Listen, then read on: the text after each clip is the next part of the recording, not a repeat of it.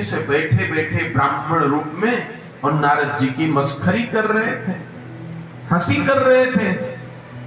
नारद जी को बुरा तो बहुत लगा, लेकिन क्या करें, सोचे कि देखा नहीं है इसलिए मेरी तरफ नहीं आ रहे। उछल के दूसरी तरफ गए और नारद जी के बगल में ही कौन आकर के बैठ गए, एतस्मिन् अंतरे विष्णु आजगाम नृपाकृतिः न दृष्ट्वा कश्चिद परे केवलम सा ददर्शहि। नारद जी के बगल में ही साधारण मानव का रूप धारण करके विष्णु भगवान आए और विश्व मोहिनी ने उनके गले में जयमाल डाल दिया। नारद जी शोकग्रस्त हो गए। इतने में जो दो लोग हंस रहे थे विप्र रूप में, उन्होंने कहा जाओ तो सही, अपना चेहरा पानी में देखना, थोड़ा छाया अपनी देखो, पता चल जाएगा कितने सुंदर हो। नारद जी गए, सरोवर में जल में अपनी परछाई देखा।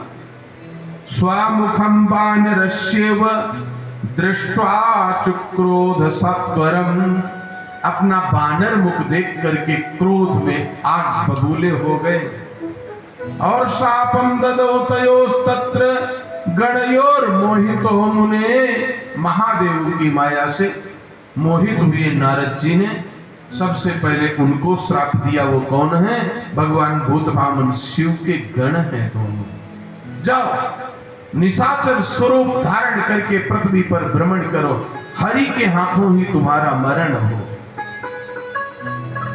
और फिर वहां से भगवान की निंदा करते हुए चले जा रहे हैं। इनको तो अपना परम ही तैसी मानता था, ये तो महान कपटी हैं।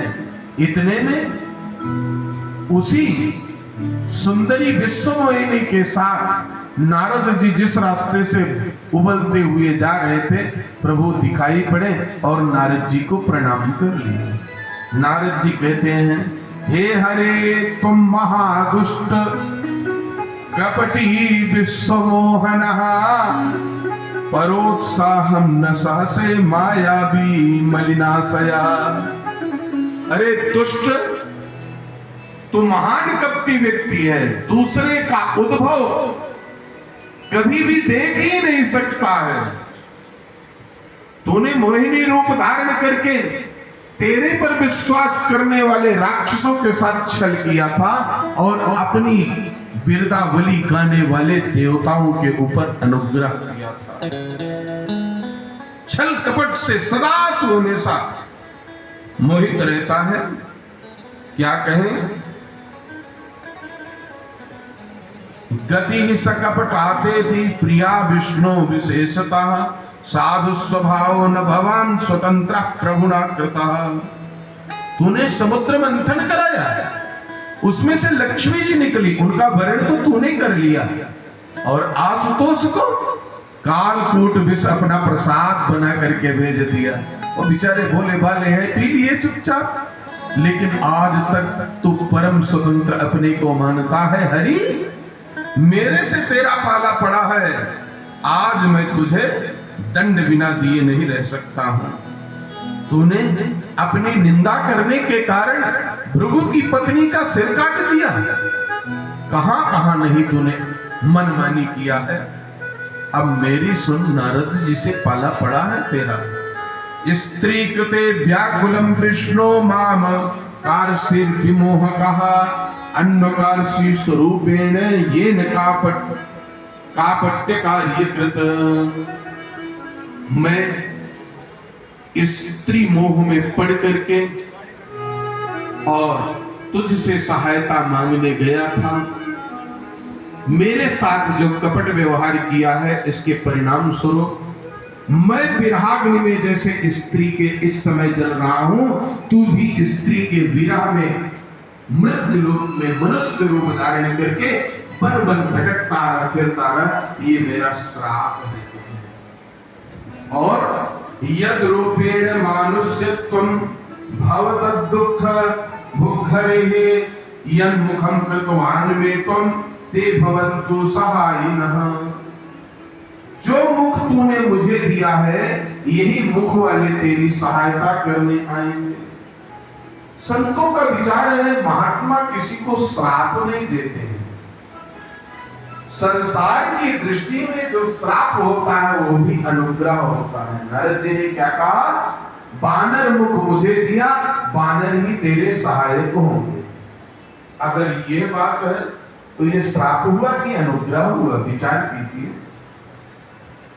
जिस रूप को दिया गया वही तुम्हारे सहायक होंगे, ये तो अनुग्रह हो गया ना, कृपा हो गई ना। तो महात्मा है महात्मा नारद जी, इसलिए महात्मा किसी का भी अहित नहीं सोचते हैं। ऋषियों ने कहा क्रोधो भी देवस्य वरेण तुल्या। कभी कभी बड़े लोगों का, आर्ष लोगों का, श्रेष्ठ जनों का क्रोध भी आपके लिए वरदान सिद्ध हो जाता है। दत्त साहब इस प्रकार से नारद जी का क्रोध थोड़ा सा शांत हुआ और भगवान चुपचाप वहीं पर खड़े थे। स्वमायाम मोहितो ज्ञानी नारदो भगवद्गीता अंतर्हितायाम मायायाम पूर्ववन मतिमान भूत।